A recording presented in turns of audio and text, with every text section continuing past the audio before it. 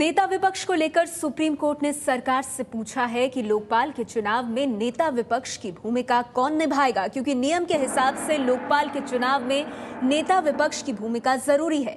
Supreme court ने सरकार से 4 हफ्ते में जवाब मांगा है। सुप्रीम कोर्ट ने कहा है कि लोकपाल के चुनाव में नेता विपक्ष की भूमिका इसलिए भी अहम है क्योंकि नेता विपक्ष सरकार से अलग राय का प्रतिनिधित्व करते हैं। लोकपाल पर सुप्रीम कोर्ट ने सरकार से पूछा है कि चयन में नेता विपक्ष की भूमिका का क्या होगा। आपको बता दें, लोकसभा स्पीकर सुमित्रा महाजन साफ कर चुकी हैं कि किसी भी पार्टी को नेता विपक्ष का पद नहीं मिलेगा। ऐसे में सुप्रीम कोर्ट ने सरकार से 4 हफ्ते में जवाब मांगा है कि लोकपाल की चयन समिति में फिर नेता विपक्ष की भूमिका कौन निभाएगा। आज लोकपाल एक्ट के जो रूल्स कॉमन कॉज ने जो चैलेंज किए थे, उसकी सुनवाई के दौरान सुप्रीम कोर्ट ने अटॉर्नी जनरल से ये सवाल पूछा कि भाई इसमें तो लोकपाल का चयन की जो कमेटी है उसमें लीडर ऑफ ऑपोजिशन भी होना होता है, और आप लोग तो ये कह रहे हैं कि कोई लीडर ऑफ ऑपोजिशन नहीं है, तो उसके बगैर कैसे चयन हो पाएगा लोकपाल के सदस्यों का। तो अटॉर्नी जनरल ने बोला कि नहीं, वैकेंसी अगर होती है तो अगर लीडर ऑफ ऑपोजिशन नहीं है तो नहीं है, और उसके बगैर भी चयन हो सकता है। तो उन्होंने बोला नहीं, ये तो बहुत गंभीर सवाल है, क्योंकि इसकी लोकपाल एक्ट की मंशा ये थी कि लीडर ऑफ ऑपोजिशन का मतलब ये है कि ऑपोजिशन की आवाज इसमें होनी चाहिए, ऑपोजिशन की राय होनी चाहिए लोकपाल के सदस्यों के चयन में। और इसलिए इस मुद्दे को, इस सवाल पर सुप्रीम कोर्ट सुनवाई करेगा और इसका इंटरप्रिटेशन देगा कि लोकपाल एक्ट में जो लीडर ऑफ ऑपोजिशन को चयन कमेटी में रखा गया है उसका क्या मतलब है। कि उसका ये मतलब है कि जिस समय कोई officially declared leader of opposition ना हो तो फिर उसके बगैर भी चयन हो जाएगा, या उसका ये मतलब है कि लीडर ऑफ ऑपोजिशन का मतलब है कि लार्जेस्ट ऑपोजिशन पार्टी का जो लीडर हो या लार्जेस्ट ऑपोजिशन ग्रुप का जो लीडर हो, क्या हो। तो इस सवाल पर सुप्रीम कोर्ट सुनवाई 9 सितंबर को करेगा। तो सुप्रीम कोर्ट ने 4 हफ्ते का वक्त दिया है सरकार को बताने के लिए कि उसकी क्या मंशा है नेता विपक्ष को लेकर। कांग्रेस कह रही कि नेता विपक्ष की मांग सरकार को माननी चाहिए। बीजेपी कह रही कि जनता ने ही नकार दिया तो हम क्या करें।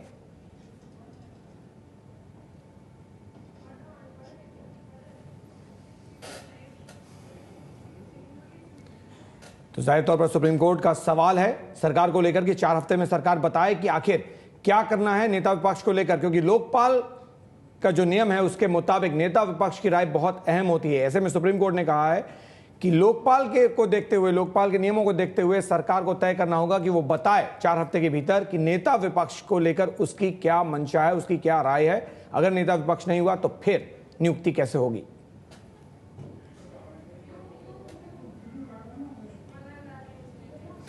तो जाहिर तौर पर नेता विपक्ष को लेकर विवाद खड़ा हुआ है। सुप्रीम कोर्ट ने 4 हफ्ते का वक्त दिया है सरकार को, यह कहते हुए कि 4 हफ्ते में बताइए कि नेता विपक्ष नहीं होगा तो फिर लोकपाल की नियुक्ति कैसे। मुझे लगता है चीफ जस्टिस साहब का ऑब्जर्वेशन एकदम ठीक है। हम लोग लगातार बोल रहे हैं कि विपक्ष के नेता का पद बहुत महत्वपूर्ण है, इसलिए यूपीए सरकार ने हमेशा नेता विपक्ष को जो है महत्व दिया था। हर कमेटी में वो होते थे जो इम्पोर्टेंट कमेटी जहां संवैधानिक नियुक्तियां थी। इसीलिए हम लोग बार बार कह रहे हैं कि जो नेता विपक्ष का दर्जा है वो देना चाहिए कांग्रेस पार्टी को, क्योंकि ये बात थी कि जिसकी सबसे बड़ी संख्या बल हो विपक्ष में उसको देना चाहिए। तो आप कमेटी में मेंबर रख रहे हैं लेकिन नेता विपक्ष का दर्जा नहीं दे रहे, वो देना चाहिए सरकार को। थोड़ी इस मामले में जो है आगे बढ़ के पहल करनी चाहिए। पता नहीं क्यों इस तरह की बात कर रहे हैं कि इनमें जो है उनको नेता विपक्ष का पद कांग्रेस को नहीं दे रहे हैं। 30% वोट से सरकार बनी है, पहले भी बनते रहे। 70% लोग बाहर हैं।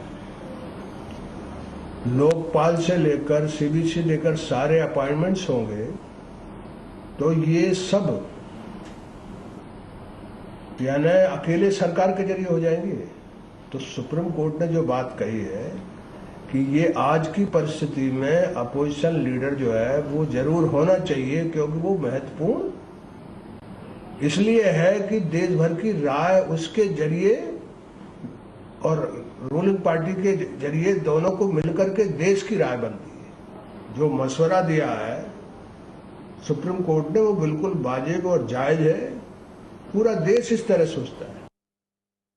ये लोकतंत्र में जनता का मत भी बहुत महत्वपूर्ण है, और अगर लोकतंत्र में जनता किसी पार्टी को विपक्ष के नेता पद लायक न समझे तो जो जनता का निर्णय है उसका आदर तो करना चाहिए। इसीलिए लोकसभा अध्यक्ष ने, क्योंकि 10% भी सीट अगर किसी पार्टी को नहीं है तो उसको विपक्ष का नेता का पद कैसे दिया जा सकता है। तो देश की जनता ही नहीं चाहती कि कांग्रेस को विपक्ष का नेता का पद मिले, इसलिए उनको सिर्फ 44 सीट दी। तो लोकतंत्र में देश की जनता के राय का बहुत महत्व है, और ये जनता जानती थी कि अगर 10% सीट कांग्रेस को देंगे तो वो विपक्ष का नेता पद ले लेंगे, इसलिए जनता ने उनको 10% सीट नहीं दी। तो लोकतंत्र में जो जनमत है वो सबसे ऊपर है। नेता विपक्ष को लेकर दरअसल विवाद ये है कि कम सीट होने की वजह से लोकसभा में किसी पार्टी को नेता विपक्ष का पद नहीं मिला है। कांग्रेस सबसे बड़ी विपक्षी पार्टी है, लेकिन उसके पास सिर्फ 44 सांसद हैं, जबकि नेता विपक्ष के लिए कुल सदस्यों का 10% यानी 55 सांसद जरूरी हैं।